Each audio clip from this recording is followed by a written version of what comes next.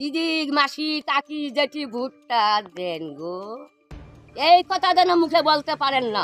Booth সভাপতি আমাদেরকে ধরে মারলো, আমাদের পাবলিককে ধরে মারলো, আমাদের সাংবাদিককে ধরে মারলো, সাংবাদিকদের ইয়ে নিয়ে নদীতে ঢেল মারলো। খবর সংগ্রহ করতে গিয়ে সাংবাদিকের ওপর হামলা, বুথ সভাপতির বিরুদ্ধে চাঞ্চল্যকর অভিযোগ। ভেঙে দেওয়া হলো বুম। কোচবিহার দক্ষিণ বিধানসভা কেন্দ্রের ঘুঘুমারি অঞ্চলের চরকের কুঠির দাওয়ানবশ এলাকায় সাংবাদিক নিগ্রহের ঘটনায় তীব্র চাঞ্চল্য ছড়িয়েছে। অভিযোগ, খবর সংগ্রহ করতে গিয়ে শাসক দলের বুথ সভাপতি হেনস্থার শিকার হলেন ABN 24/7 এর সাংবাদিক রানা দাস। শুধু হেনস্থাই নয়, তার হাত থেকে বোম ছুড়ে ফেলে দেওয়ারও অভিযোগ উঠেছে।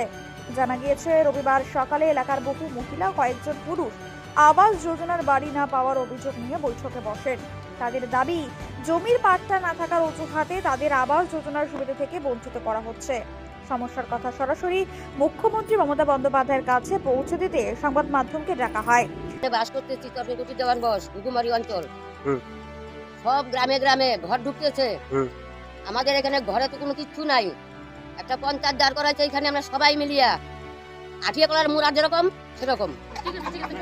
হ্যাঁ, আমরা আপনাদের এই আবেদন করতেছি, দিদি আপনিও নারী, আমরাও কিন্তু নারী, এসে দেখেন আমরা কি অবস্থায় আছি এখানটায়, কে কি করে খাইতেছি। একটা বৃষ্টির জন্য আমরা কত প্লাস্টিক পর্যন্ত আমরা পঞ্চায়েতের বাড়িতে যা নিয়ে পড়ে থাকি, তাও আমরা জায়গায় খালি মুশকিল হাসে। এই পঞ্চায়েত খালি মুশকিল হাসে, এই পঞ্চায়েতকে আমরা চাই না এই গ্রামের এলাকার লোকে। আপনার করণীয়, যদি আপনাদের দয়া থাকে আমাদের উপর, ভোট নেওয়ার ইচ্ছা থাকে, তবে এই লোককে 150 ঘর লোক আছে, আপনি সেটার বিধান করুন, হয় ঘর দিন, না হলে বঞ্চিত আপনার যদি করে থাকেন আমরা আপনাকে বঞ্চিত করি। হ্যাঁ, পাটটা কি এর মধ্যে আমি ভূমিতে আছি, যে কোনো ইয়েতে আমরা আছি। হ্যাঁ, যে এলাকায় দিয়ে দিচ্ছে আমরা এখানে ঘুমাচ্ছি যেতে পাবে, কিন্তু আপনাদের আমাদের কোনো দাবি নাই, কোনো দাবি পাবেন না। এখানে এসে যায় দিদি মাসি কাকি জেঠি ভুট্টা দেন গো, এই কথা যেন মুখে বলতে পারেন না। হ্যাঁ, গেছি সন্ধ্যা, মানে কি চান আপনারা? আমরা কি চাই বলতে চাচ্ছি, হয় ঘর দিবেন, সুযোগ সুবিধা দিবেন, লক্ষ্মীর ভান্ডার, হ্যাঁ চাকরি করে তার পরিবারের লক্ষ্মীর ভান্ডার পেয়েছে। হ্যাঁ, আর গরিবের কোনো একটা ঘরের আশ্রয় নাই। দেখেন আইসে আপনি দিদি, হ্যাঁ আপনি এসে দেখেন গ্রামে গ্রামে বুঝা দেখেন, আপনার সরকারি লোক ঢোকান, কার বাড়ি কিরকম আছে এখানকার। আপনি তো উপর মহলে থাকেন, কম রেটটা যা বলে তাই শুনেন। আপনার নামটা? তাই শুনেন। আমার নাম সন্ধ্যা দাম। স্থানীয় বাসিন্দা, বছরের পর বছর প্লাস্টিক টাঙিয়ে ঘর ঢেকে থাকছি, বর্ষা এলে ঘরের ভেতরে জল ঢুকে যায়। পঞ্চায়েতে বহুবার জানিয়েছি, কিন্তু কোনো কাজ হয়নি। আমরা শুধু একটা মাথা গোছার ঠাঁই চাই, কিন্তু সেখানেই ঘটে অপ্রত্যাশিত ঘটনা। অভিযোগ, তৃণমূলের বুথ সভাপতি নজরুল ইসলাম সংবাদ সংগ্রহে বাধা দেন এবং উত্তেজনার মধ্যে সাংবাদিকদের বুম ছুড়ে ফেলে দেন। পরে সেই বুম উদ্ধার হলে দেখা যায় সেটি ভেঙে গিয়েছে। স্থানীয় বাসিন্দাদের খুব তীব্র। তাদের বক্তব্য, বর্ষাকালে প্লাস্টিক টাঙিয়ে ঘর ঢাকতে হয়, পঞ্চায়েতে বারংবার জানিয়েও কোনো সুরাহা হয়নি। তাদের স্পষ্ট দাবি, জমির পাট্টা দিতে হবে, না হলে অবিলম্বে আবাস যোজনার বাড়ি দিতে হবে। এটা অন্যায় করছে এখানকার বুথ সভাপতি, এদের সাধারণ লোককে মারছে, আমাদেরকে মারছে। আমরা দিদির কাছে আমরা আবেদন করতে চাচ্ছি, আমরা গরিব মানুষ, আমাদেরকে এখানে 16 আগে শুনলাম 12 লাখ ঘর দিচ্ছে, এবার 20 লাখ ঘর দিচ্ছে, আমরা এখানে বঞ্চিত হয়ে আছি। হয় আমাকে ঘর দেখ, নাহলে পাট্টা দেখ, আমাদের কিছু দিচ্ছে না। আমরা তার জন্য আজকে আবেদন করতে গিয়া আজকে আমাদের বুথ সভাপতি আমাদেরকে ধরে মারলো, আমাদের পাবলিককে ধরে মারলো, আমাদের সাংবাদিককে ধরে মারলো, সাংবাদিকদের ইয়ে নিয়ে নদীতে ঢেল মারলো। এই যে আমার এই লোগোটা নিয়ে ঢিল মারলো, এটা কি বলবে? তাদের আমি শাস্তি চাই। আমরা সাংবাদিক করতেছে, আমরা এদেরকে ডাকছিলাম, এরা সাংবাদিক করতে আসছে, এদের লোকটা নিয়ে নদীতে ঢেল মারলো, তার জন্য আমরা শাস্তি চাই। এই বুথ সভাপতি মাল খায় আসি এখানে হামলা করছে। এই বুথ সভাপতির নাম কি? নজরুল মিয়া, নজরুল ইসলাম। আর কে ছিল এখানে? রতন ছিল। রতন কে? রতন বর্মন। ওকে, ওটা ও এখানকার যাই হোক যে কোনো দায়িত্বে আছে। আচ্ছা, আর কে ছিল? অমল বর্মন। আচ্ছা, তারপরে অমল বর্মন কি পদে আছে? যাই এখানকার ও নিয়ে বেড়ায়, অত কোনো পদে আছে। আচ্ছা আচ্ছা, তারপরে আর কে আসছে?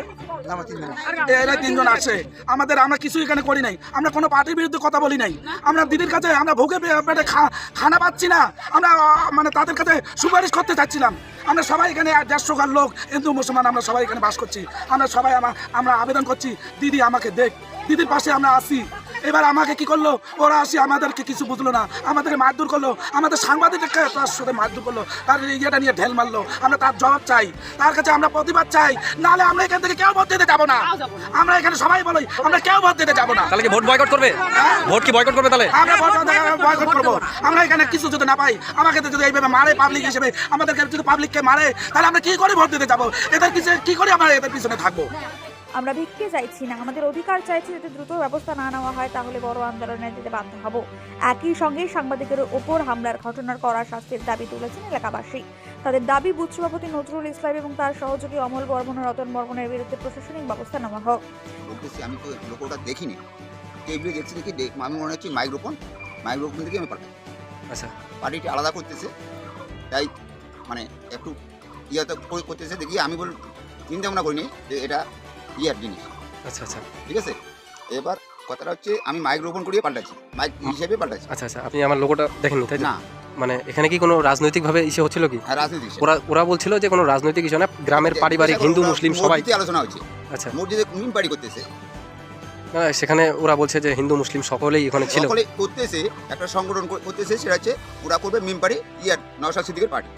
কিন্তু আমি একটা তো এখানে তৃণমূলের মমতা ব্যানার্জির বুথ সভাপতি, একটা সব এতগুলো কাজ করতেছি। 10 লাখ টাকা মমতা ব্যানার্জি দিল, তার আমি কাজ করলাম, ঠিক আছে, 10 টাকাও খাইনি। এবার করার পরে যদি কোনো পার্টি এসে তা কী হিসেবে কথা বলবো? বলছিলাম যে আপনি যে আমার লোগোটা ঢিল মেরে ছুলে ফেলে দিয়েছেন, এটা কি আপনি ঠিক করেছেন? ঠিক করি নাই, এটা আমার ভুল হচ্ছে, কিন্তু আমি এটা মাইক্রোফোন মনে করি পাঠাই। বুথ সভাপতি নজরুল ইসলাম, আমি যে ঢিল মেরে ফেলে দিয়েছিলাম সেটা আমার অনেক বড় ভুল হয়েছে। আমি এটাকে মাইক্রোফোন ভেবে ঢিল মেরেছি। এই বক্তব্য ঘিরে নতুন করে বিতর্ক তৈরি হয়েছে। প্রশ্ন উঠছে, সংবাদ মাধ্যমের কণ্ঠরোধের চেষ্টা কি এভাবেই করা হচ্ছে? Bureau report, Memari update news.